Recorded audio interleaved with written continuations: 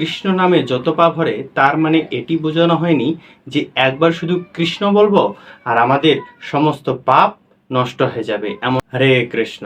আরেকটি নতুন ভিডিওতে আপনাদের সবাইকে স্বাগতম। আজকে যে বিষয়টি নিয়ে আলোচনা করব সেটি আমরা সচরাচর কীর্তন বা অনেক সাধু গুরু বৈষ্ণবের মুখে শুনে থাকি, যে তারা বলে যে এক কৃষ্ণ নামে যত পাপ হারে জীবেরও সাধ্য নাই তত পাপ করে, এই বিষয়টি নিয়ে। অর্থাৎ এখানে কি আমরা এর অর্থ ভুল বুঝতেছি? এই বিষয়টি অর্থাৎ এখানে বলা হচ্ছে এক কৃষ্ণ নামে যত পাপ হারে, অর্থাৎ যতগুলো পাপ নষ্ট হয়ে যায় জীবের, অর্থাৎ একটা মানবের সাধ্য নাই তত পাপ করে, এই বিষয়টি নিয়ে। অর্থাৎ আমরা যে পাপ করি পুঞ্জীভূত পাপ, অর্থাৎ অনেক পাপরাশি এই যে বিনষ্ট হয়ে যায় এক কৃষ্ণ নামে। এখন এই এক কৃষ্ণ নাম বলতে শুধু কি একবার কৃষ্ণ নামকে বোঝাচ্ছে, না নাকি কৃষ্ণ নামই একমাত্র পন্থা, এই বিষয়টি বোঝাচ্ছে? আমাদেরকে বুঝতে হবে। অর্থাৎ এই কলিযুগে মুক্তির একমাত্র পথই হচ্ছে হরিনাম সংকীর্তন। সেটা শ্রী চৈতন্য মহাপ্রভু বলেছেন। সেটি হচ্ছে হরে কৃষ্ণ কৃষ্ণ কৃষ্ণ হরে হরে, হরে রাম রাম রাম হরে হরে।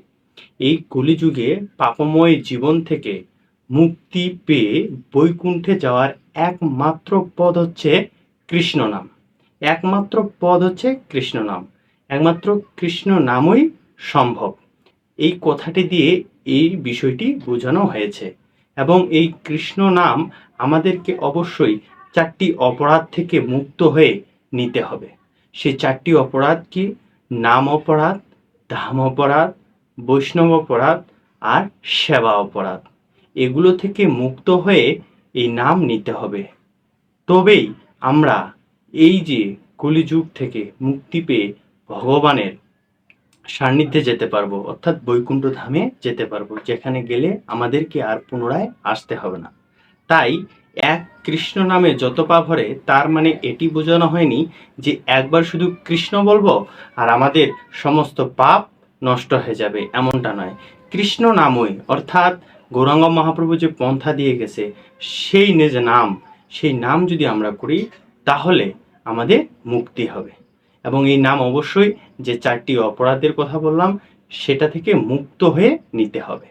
এবং চারটি অপরাধ কি কি আমি কোনো একটা ভিডিওতে আপনাদেরকে জানিয়ে দেব। আজকে এখানেই। হরে কৃষ্ণ।